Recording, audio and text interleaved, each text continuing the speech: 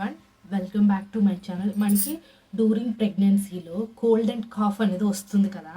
So అలా cold and cough అనేది ఎందుకు వస్తుంది, ఎలాంటి టిప్స్ అనేది పాటించాలి, ఎలాంటి సిమ్టమ్స్ వచ్చేటప్పుడు వెంటనే డాక్టర్ని అనేది సంప్రదించాలి, అండ్ ఆల్సో మనం ఈ కోల్డ్ అండ్ కాఫ్ రాకుండా ఎలా అవాయిడ్ చేయాలి అనే దాని గురించి ఈ వీడియోలో పూర్తి డీటెయిల్స్ అయితే తెలుసుకుందాం. సో ఈ వింటర్ సీజన్లో ఎక్కువగా కోల్డ్ అండ్ కాఫ్ అనేది డ్యూరింగ్ ప్రెగ్నెన్సీలో చాలా కామన్గా వస్తుంది. సో దానివల్ల కూడా బిడ్డ పైన ప్రభావం ఉంటుందా అనేది కూడా కొంతమంది కామెంట్ చేశారు. సో అలాంటి వాళ్ళందరికీ కూడా ఈ వీడియో చాలా యూస్ఫుల్ ఉంటుంది. సో చివరి వరకు అయితే చూడండి. మీకు ఏమైనా డౌట్స్ ఉన్నా, ఎలాంటి హెల్త్ కాంప్లికేషన్స్ ఉన్నా సరే కింద కామెంట్ సెక్షన్లో కామెంట్ అనేది చేయండి.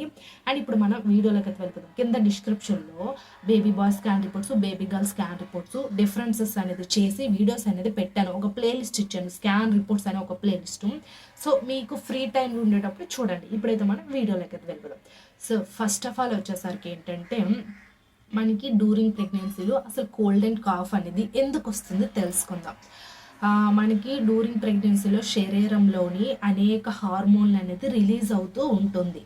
దానితో పాటు రోగ నిరోధక వ్యవస్థ అనేది ఎప్పుడైతే తగ్గిపోతూ ఉంటుందో, ఆ రోగ నిరోధక వ్యవస్థ అనేది ఎవరికైతే తగ్గుతుందో అలాంటి వాళ్ళకి ఈ కోల్డ్ అండ్ కాఫ్ అనేది చాలా కామన్గా వచ్చేస్తుంది.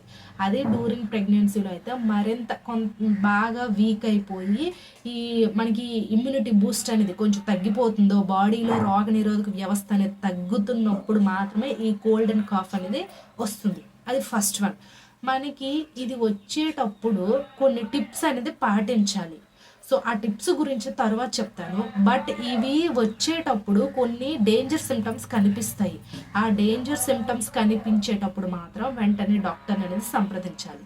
సో ఆ డేంజర్ సిమ్టమ్స్ ఏంటంటే, ఫస్ట్ ఆఫ్ ఆల్ ఏంటంటే బ్రీతింగ్ ప్రాబ్లం. మనకి కోల్డ్ అండ్ కాఫ్ వచ్చేటప్పుడు బ్రీత్ అంటే సరిగ్గా బ్రీత్ తీసుకోలేకపోవడం ఫస్ట్ వన్. అండ్ ఛాతీ అంటే గుండెల్లో అంటే చెస్ట్ పెయిన్ బాగా రావడం second one. And third one వచ్చేసరికి ఏంటంటే బేబీ యొక్క మూమెంట్స్ అనేది తెలియకపోవడం. అండ్ ఆల్సో మనకి వెజనల్ బ్లీడింగ్ అనేది అవ్వడం. అండ్ ఆల్సో బాగా బాడీ అనేది వీక్ అయిపోయి ఫుల్ ఫీవర్ రావడం.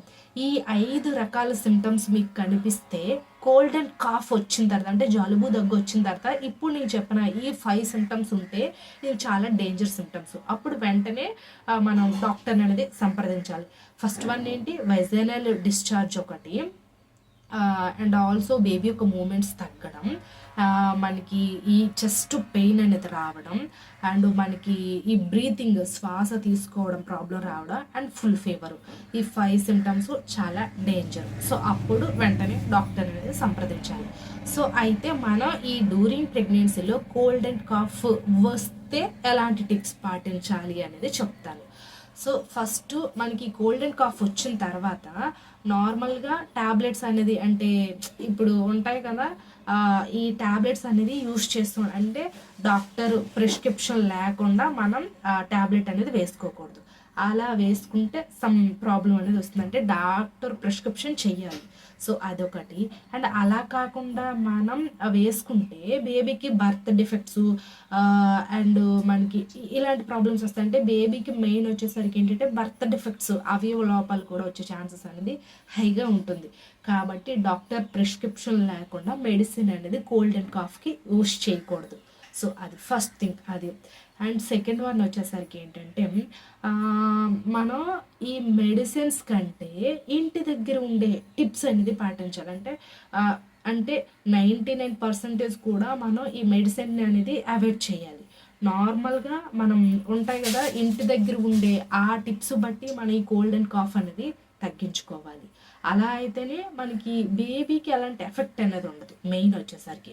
సో మెడిసిన్స్ వల్ల ఏంటంటే, ఇప్పుడు నార్మల్గా ప్రెగ్నెన్సీ ట్యాబ్లెట్స్ అనేది ఇస్తారు. అంటే iron, D complex, and also ఉంటాయి కదా, అంటే విటమిన్ సి ట్యాబ్లెట్స్, అంటే బోన్స్ స్ట్రాంగ్గా ఉండేందుకు, అండ్ ప్రోటీన్ పౌడర్స్, ఇట్లా డిఫరెంట్ టైప్స్ ట్యాబ్లెట్స్ ఇస్తారు. వాటితో పాటు మనకి కోల్డ్ అండ్ కాఫ్కి యూస్ చేస్తాం అనుకోండి, అవి బాగా బేబీకి ఏంటంటే పెయిన్ కిల్లర్స్ లాగా మరీ ఎక్కువ ఓవర్ డోస్ అయిపోతుంది. సో దానివల్ల బర్త్ డిఫెక్ట్స్, అవయవ లోపాలు వచ్చే ఛాన్సెస్ అనేది ఎక్కువగా ఉంటుంది. కాబట్టి ట్యాబ్లెట్స్ని అవాయిడ్ చేయాలి. సో అది అండ్ డాక్టర్ ప్రిస్క్రిప్షన్ లేకుండా వేయకూడదు. అదొకటి. అయితే ఇప్పుడు మనం ఫైనల్‌గా వస్తే ఇంటి దగ్గర ఎలాంటి టిప్స్ పాటించాలనేది చెప్తాను. సో, ఫస్ట్ ఈ కోల్డ్ అండ్ కాఫ్ వచ్చింది అంటే మనకి హనీ ఉంటుంది కదా!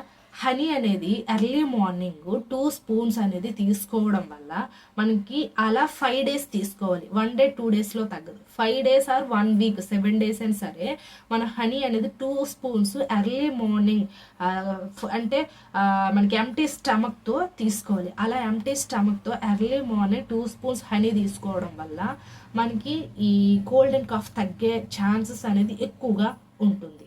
సో అది first tip. And second tip వచ్చేసరికి ఏంటంటే స్టీమింగ్, అంటే ఆవిరి పట్టడం అంటారు కదా. ఈ ఆవిరి పట్టడం వల్ల కూడాను, సో ఇదొక డౌట్ కూడా ఉంది, డ్యూరింగ్ ప్రెగ్నెన్సీలో ఈ స్టీమింగ్ అనేది చెయ్యొచ్చా అని. అలా మంత్లో 1 or 2 టైమ్స్ చేయడం వల్ల అయితే ప్రాబ్లం అయితే లేదు, కానీ వీక్లీ చేస్తే సమ్ ప్రాబ్లం కూడా వస్తుంది. కాబట్టి మినిమం 1 or 2 టైమ్స్ అయితే చేసుకోవచ్చు మంత్కి. సో దానివల్ల అయితే బేబీకి కానీ మీకు కానీ అలాంటి ఎఫెక్ట్ అయితే ఉండదు.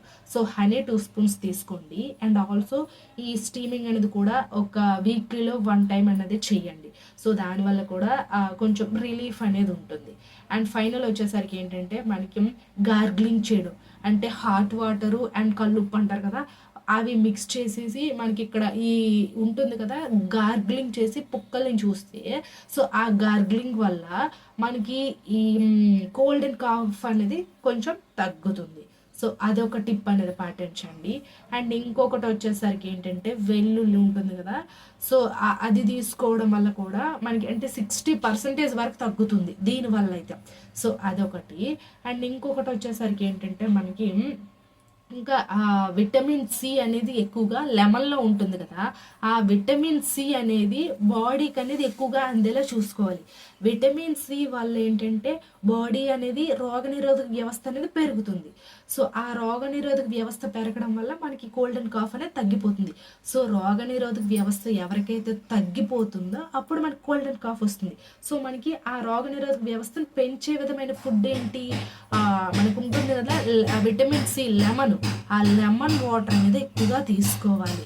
ఆ లెమన్ వాటర్ వల్ల విటమిన్ సి అనేది బాడీకి అంది మళ్ళీ బాడీ అనేది యాక్టివ్గా మారి ఇమ్యూనిటీ బూస్టప్లా ఉంటుంది.